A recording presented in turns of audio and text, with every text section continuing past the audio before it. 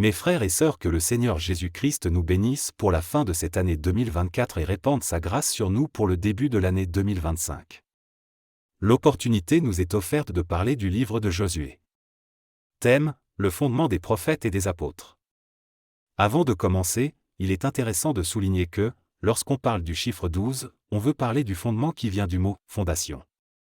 En effet, quand on parle du fondement d'Israël, on voit les 12 fils de Jacob ou les 12 tribus d'Israël qui ont fondé la maison d'Israël.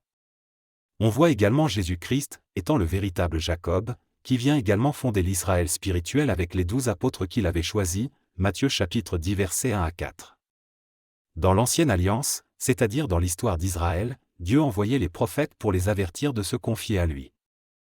C'est pour cela qu'on parle de fondement des prophètes dans l'époque de la loi, alors que dans l'époque de la grâce ou de la Nouvelle Alliance c'est l'époque des apôtres. C'est ainsi que Jésus-Christ lui-même étant le véritable fondement, il devait se présenter au temple à l'âge de 12 ans, Luc chapitre 2 versets 41 à 52.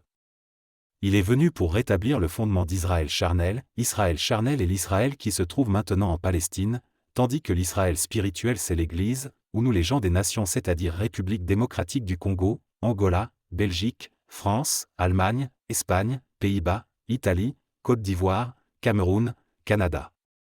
Raison pour laquelle qu'il a été appelé à guérir la fille de Jaïru âgée de 12 ans, image de la maison de Jacob c'est-à-dire Israël charnel. Cependant, au cours du chemin, pour se rendre chez Jaïru, il devait avant tout guérir cette femme qui avait la perte de sang pendant 12 ans, image de l'Église où nous les gens des nations, qui n'avions pas la vie à cause de nos péchés, de notre impureté, puisqu'une femme était considérée comme impure du temps de la loi, pendant la période de ses règles ou perte de sang, Lévitique chapitre 18 verset 19, Lévitique 20 verset 18. Donc l'intention de Jésus-Christ n'était pas d'aller guérir cette femme mais bien la fille de Jaïru. C'est donc accidentellement qu'il a rencontré cette femme. Cela veut dire que Jésus-Christ en venant dans le monde, est venu premièrement sauver Israël, Jean chapitre 1 verset 11. Mais Israël l'a rejeté et Christ est allé se manifester chez nous les païens et nous a sauvés avant Israël, Éphésiens chapitre 2 verset 8. Mais après avoir guéri les nations ou sauvé l'Église, c'est alors qu'il ira aussi guérir Israël, Luc chapitre 8 verset 40 à 56, Marc chapitre 5 verset 21 à 43, Zacharie chapitre 12 verset 10, Romains chapitre 11 verset 25 à 26. En outre, le fleuve Jourdain a un mystère, Naaman, le lépreux était guéri en se jetant cette fois dans le Jourdain, sur recommandation du prophète Élisée. Comme résultat, sa peau était redevenue comme la chair d'un jeune enfant, et il fut pur, 2 Rois chapitre 5 verset 1 à 14. Or la Bible dit que, si quelqu'un est en Christ, il est une nouvelle créature.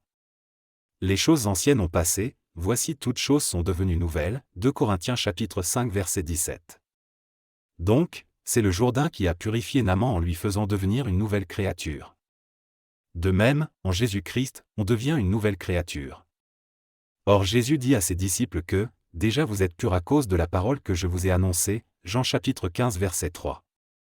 Ainsi, nous pouvons comprendre facilement que le Jourdain était l'image de Jésus-Christ, la parole qui nous purifie de nos iniquités, de nos péchés. Jean-Baptiste venait baptiser dans le Jourdain pour la repentance et la rémission des péchés, Marc chapitre 1 verset 4 à 5.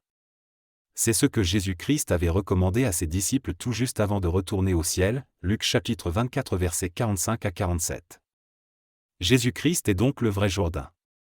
De lui sont sortis les prophètes de l'Ancienne Alliance, les 12 pierres enlevées du Jourdain, et les 12 apôtres de la Nouvelle Alliance, 12 pierres remises dans le Jourdain à la place, pour confirmer l'Écriture qui dit que, vous avez été édifiés sur le fondement des apôtres et des prophètes, Jésus-Christ lui-même étant la pierre angulaire, Éphésiens chapitre 2 verset 20. C'est également le Jourdain qui reliait les deux peuples qui étaient l'un à l'orient du Jourdain et l'autre à l'occident du Jourdain. Josué chapitre 13 verset 8, Josué chapitre 14 verset 1 à 5. Or à l'occident, c'était Canaan qui représente la grâce parce qu'il y avait tout. Le peuple n'a rien fait pour bénéficier ou hériter de ces choses. Ils ont tout trouvé sur place. Tandis qu'à l'Orient, on a trouvé la tribu de Ruben, de Gad et de la demi-tribu de Manassé, c'est-à-dire le peuple qui était resté encore sous la loi, ou bien en d'autres termes le reste d'Israël qui sera sauvé lors de la prédication de 2 ou 1 ou témoins. Mes frères et sœurs, que Dieu vous bénisse, une fois de plus portez-vous bien. Pardonnez-moi pour les fautes d'orthographe car j'ai écrit ce message à la hâte.